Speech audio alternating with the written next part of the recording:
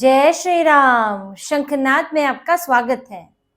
ममता बनर्जी की पार्टी में हंगामा इस कदर बढ़ गया है, विरोध अब यहां तक पहुंच गया है कि अब नेता बाहर नहीं हो रहे हैं, बल्कि ममता बनर्जी और अभिषेक बनर्जी के ही बाहर होने की नौबत आ रही है।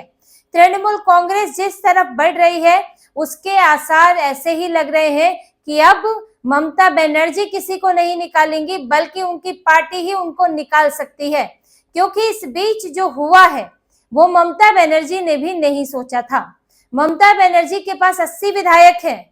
कालीघाट में सीएम के पूर्व सीएम उनके आवास में उन्होंने बैठक बुलाई।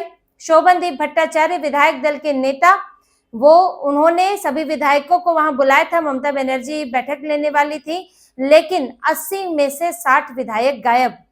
जहां 80 में से कम 60 आने चाहिए थे, वहां 80 में से 60 गायब। मात्र 20 विधायक पहुंचे। शर्मनाक स्थिति हो गई थी टीएमसी के लिए। जैसे ये खबर सामने आई, टीएमसी के नेताओं के पास जवाब नहीं था। हालत ये हो गई कि बैठक ही रद्द करनी पड़ी और ममता बनर्जी को फिर लाइव आकर उन्होंने अपना वीडियो दिया, यानी कि सोशल मीडिया पर अपना वीडियो जारी किया। ममता बनर्जी अपने विधायकों से बात तक नहीं कर पा रही हैं। 60 विधायक गायब थे और किसी से संपर्क नहीं हो पाया। बैठक किस पर थी?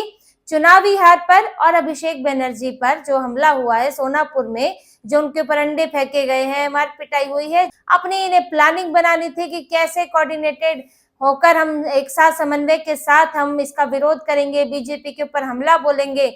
लेकिन हो कैसे? विधायक तो आए, 60 विधायक गायब। फोन किया तो फोन नहीं उठा रहे हैं और अपनी इज्जत बचाने के लिए इनके नेता कह रहे हैं कि अरे वो लोग तो विरोध प्रदर्शनों में शामिल हैं, इसलिए नहीं आ पाए। विरोध प्रदर्शन ही ऑर्गेनाइज करने के लिए उनको बुलाना था, वो कहाँ विरोध प्रदर्शन कर रहे हैं। तो पार्टी फंस गई है। अब इसके बाद से जो अटकलें लग रही हैं कि ममता बनर्जी के 15-16 सांसद, जिसमें काकोली घोष ने तो शुरुआत कर दी है, कुछ एक सांसद जो है वो शुभेंदु शेखर रॉय जैसे सांसद जो हैं, वो लोग खुलेआम मोर्चा खोलकर बैठे हैं। ममता बनर्जी के लगभग 15 सांसद जो हैं, वो पार्टी के जो तरीके हैं, तौर तरीके हैं, ममता बनर्जी अभिषेक बनर्जी के तरीके हैं, उससे खुश नहीं है और यहाँ से 60 विधायक नाराज है। तो एक तरह की गोलबंदी हो रही है, जो कि खबरें आ रही हैं जिस तरह से कि एक तरह की गोलबंदी है ममता बनर्जी और अभिषेक बनर्जी के खिलाफ। अब ये नहीं है कि विधायक छोड़कर बीजेपी में शामिल हो जाएंगे। ये कुछ विधायक हो सकते हैं, इसमें 10-20 हो सकता है, लेकिन अगर 60-60 का आंकड़ा होता है, 2/3 से कहीं ज्यादा, तो ऐसे में इस तरह की संभावना हो जाती है, आशंका हो जाती है कि पार्टी ही टूटेगी। यानी कि टीएमसी से ममता बनर्जी को ही बाहर कर दिया जाएगा, अभिषेक बनर्जी को बाहर कर दिया जाएगा और एक अलग पार्टी बन जाएगी। टीएमसी को कोई और लीड करेगा। आपको उद्धव ठाकरे का उदाहरण याद होगा। उद्धव ठाकरे की पार्टी में 40 विधायक छोड़कर गए थे और उन्होंने शिवसेना से ही उद्धव ठाकरे को बाहर कर दिया। असली शिवसेना कौन सी है? एकनाथ शिंदे की शिवसेना है। उन्हीं को चुनाव चिन्ह मिला है, उन्हीं को नाम मिला है। इसका मतलब क्या होता है कि 40 विधायक गए, पार्टी लेकर गए, उद्धव ठाकरे उनके बेटे शिवसेना से बाहर हो गए। इन्हें क्या बनाना पड़ा? शिवसेना यूबीटी, शिवसेना उद्धव बाला साहेब ठाकरे, यानी कि असली शिवसेना शिंदे के पास चली गई। अब यही स्थिति यहाँ टीएमसी की बनती दिख रही है कि टीएमसी के आप एक सोच कर देखिए, अगर 60-60 विधायक किसी नेता के नेतृत्व में अलग हो जाते हैं और पार्टी पर दावा करते हैं, तो सिंबल किसे मिलेगा? पार्टी का नाम किसे मिलेगा? ये तो स्वाभाविक सी बात है कि जो 60 विधायक हैं वो 2/3 बहुमत से ज्यादा है, तो सिंबल उन्हीं के पास जाएगा, वही असली पार्टी कहलाएगी। तो ममता बनर्जी फिर अपनी पार्टी बनाती रहे, टीएमसी ममता बनर्जी, ब्रैकेट में ममता बनर्जी, टीएमसी एमबी, जिसे ममता बनर्जी हो, उनके कुछ चले चपाटे हो और अभिषेक बनर्जी हो। हालात तो यही दिख रहे हैं। ये हो सकता है क्योंकि अभी तक देखिए 20-30 गायब हो रहे थे। 20-30 गायब होने का मतलब है कि चलिए भैया टीएमसी से बाहर जा सकते हैं, बाहर रास्ता खोज रहे हैं। लेकिन अगर 60-60 गायब होते हैं तो इसका मतलब है कि ममता बनर्जी को ही बाहर करने की सोच रहे हैं और उसके कारण भी है। देखिए, ममता बनर्जी टीएमसी का चेहरा है, लेकिन ममता बनर्जी की राजनीति अब ढलती हुई राजनीति, एक उम्र भी हो रही है उनकी, वो कितने समय तक एक्टिव रह पाएंगी? मुख्यमंत्री बनना तो अब एक का चुनाव निकल जाए तो उसके बाद मुख्यमंत्री नहीं बन सकती, इतनी उम्र उनकी हो जाएगी। तो आगे कमान किसके पास आएगी? अभिषेक बनर्जी के पास। ममता बनर्जी जिस तरह से उनका रवैया है और ये उनके नेताओं को खल रहा है कि इन्होंने अपनी परिवारवादी पार्टी बना ली है। अभिषेक बनर्जी पूरी तरह से पार्टी पर कब्जा कर चुके हैं। दूसरे नेता भले ही काबिल हो लेकिन उन्हें पीछे धकेला जा रहा है। शुभेंदु अधिकारी जैसे नेता, उनको जाना पड़ा। तो ऐसे में जब अभिषेक बनर्जी को ही आगे पार्टी पर कब्जा करना है, उन्हीं को नेतृत्व संभालना है और वो ममता बनर्जी जैसा बड़ा चेहरा, साफ सुथरा चेहरा नहीं है, उनके ऊपर कई भ्रष्टाचार के आरोप लगे हैं, तो हम अभिषेक बनर्जी के नेतृत्व में क्यों रहें? हमें क्यों ना ऐसा नेता लीड करे जो कि कम से कम इन आरोपों से बाहर हो, जो एक अच्छी छवि वाला हो और जो इस तरह से फंसा हुआ ना हो। अब अभिषेक बनर्जी के नेतृत्व में इनके नेता नहीं रहना चाहते।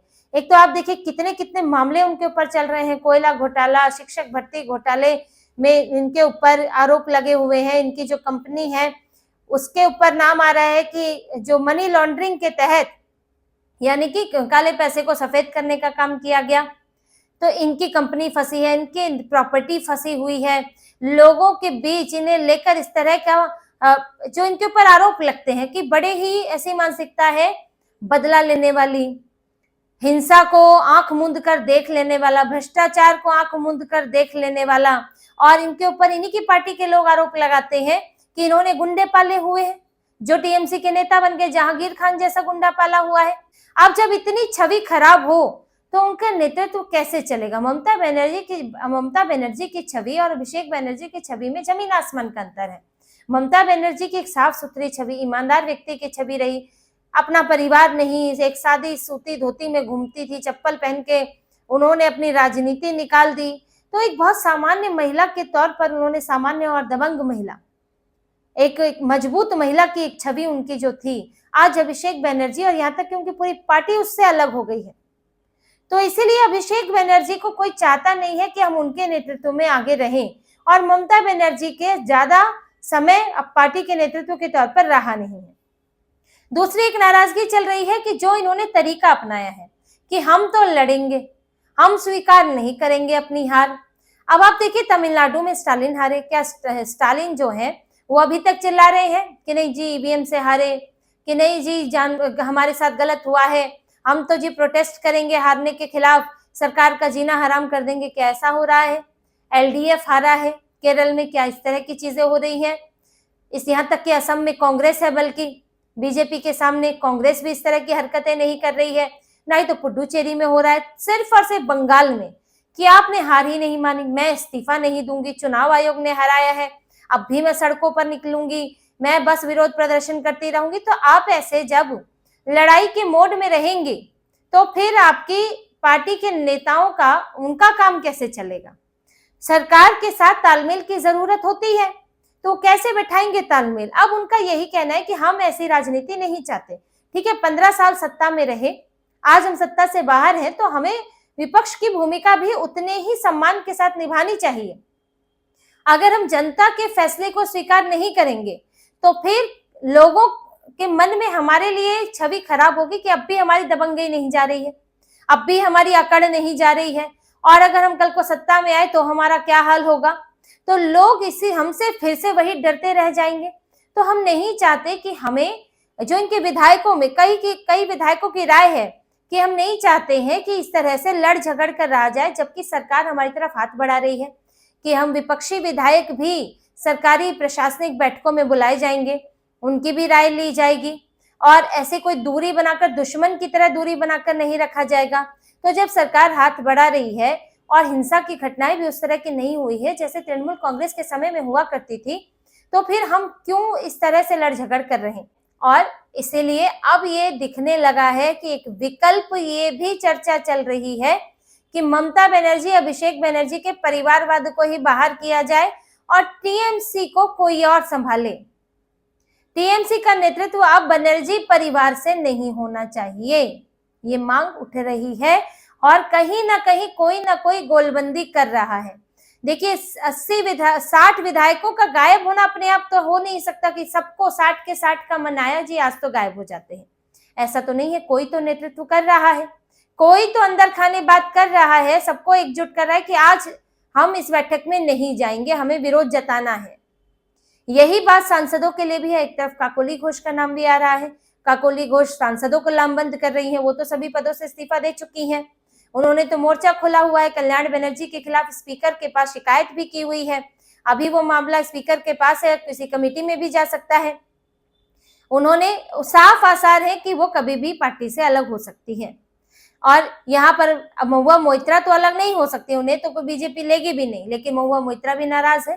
कल्याण बनर्जी को लेकर और भी सांसदों की नाराजगी है, राज्यसभा में भी कुछ खुश नहीं है। और एक नाराजगी ये भी है कि ममता बनर्जी ने हाल ही में सांसद के पद के लिए, राज्यसभा सांसद के पद के लिए वकीलों को भेज दिया, पुलिस डीसीपी को भेज दिया, लेकिन जो अपने नेता थे उनको नहीं भेजा। इस बात की नाराजगी भी है। जैसे कि राजीव कुमार जो डीजीपी रहे, और इसके अलावा मनिका गुरुस्वामी जो कि वकील है, सागरिका घोष जो कि पत्रकार है, इन लोगों को राज्यसभा भेजा गया और जो अपने लोग थे, जो पार्टी के नेता थे, उनको दरकिनार कर दिया गया। इसकी भी नाराजगी है। तो राज्यसभा में, लोकसभा में कुछ सांसद हैं जो इन तरीकों से खुश नहीं है, और सांसद जो है वो भी विधायकों को मोबिलाइज कर रहे हैं। ये ऐसा नहीं है, जैसे काकोली घोष के साथ एक बैठक में कुछ विधायक पहुंचे थे। तो अब जो भी इसके पीछे है, लेकिन कुछ ना कुछ संगठित तरीके से हो रहा है, और सब विधायक सांसद मिलकर ममता बनर्जी, अभिषेक बनर्जी के खिलाफ लामबंद हो रहे हैं। अब ममता बनर्जी एक दो विधायकों को निकाल कर डराने की कोशिश भी कर रही है। जैसे अभी संदीपन साहा को निकाल दिया और रितपत बनर्जी को निकाल दिया। इन्होंने भी सरेआम आरोप लगाए थे, खुलकर आरोप लगाए थे अभिषेक बनर्जी पर। इन्होंने पार्टी के तौर तरीकों पर भी सवाल उठाए थे। तो अब ममता बनर्जी ने इन्हें बाहर कर दिया है। अब एक डराने की भी कोशिश होती है, लेकिन आप कितनों को बाहर कर देंगे? जब 60-60 आपके खिलाफ हैं, तो ऐसे में आप बाहर नहीं कर सकती हैं, बल्कि वो खुद आपको बाहर कर सकते हैं। फिर आप कोर्ट के चक्कर लगाती रहे कि नहीं नहीं, सिंबल तो हमें मिलना चाहिए, नाम तो हमें मिलना चाहिए, जैसे कि अभी तक उद्धव ठाकरे ये लड़ाई लड़ रहे हैं। और ये देखिए, कोई विचारधारा वाली पार्टी भी नहीं है। एक होता है ना, जैसे शिवसेना की हम बात करें तो बाला साहेब ठाकरे से जुड़े हुए शिव सैनिक थे, जिनका एक लगाव था ठाकरे परिवार से। तो ऐसे में 40 गए तो, लेकिन कई बचे रहे। अब धीरे धीरे करके निकल रहे हैं, वो एक अलग बात है, लेकिन शुरुआती दौर में इनका संगठन इतना भी नहीं टूटा था। जो ये हारते गए और ये तुष्टीकरण करने लगे, उसके बाद जो हुआ। लेकिन टीएमसी तो विचारधारा वाली पार्टी भी नहीं है। एक ही विचारधारा है, तुष्टीकरण, मुसलमानों को खुश करो, हिंदुओं को गाली दो। तो ये कोई ऐसी पुख्ता विचारधारा तो है नहीं। कोई ऐसा भी नहीं है कि इनके परिवार से ही बड़ा लगाव रहा है। टीएमसी के ममता बनर्जी के लिए एक निष्ठा है, लेकिन अब टीएमसी का चेहरा बैकडोर से, बाहर से ममता बनर्जी है, लेकिन फैसले अधिकतर अभिषेक बनर्जी लेते हैं।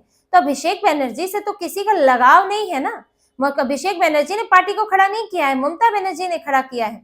तो अब तो वो जुड़ाव भी नहीं है कि इनके कोई विधायक, सांसद सोचे, कार्यकर्ता सोचे कि हमें ममता बनर्जी के साथ ऐसा नहीं करना चाहिए, क्योंकि वो असल में ममता बनर्जी के साथ नहीं, अभिषेक बनर्जी के साथ ऐसा कर रहे हैं।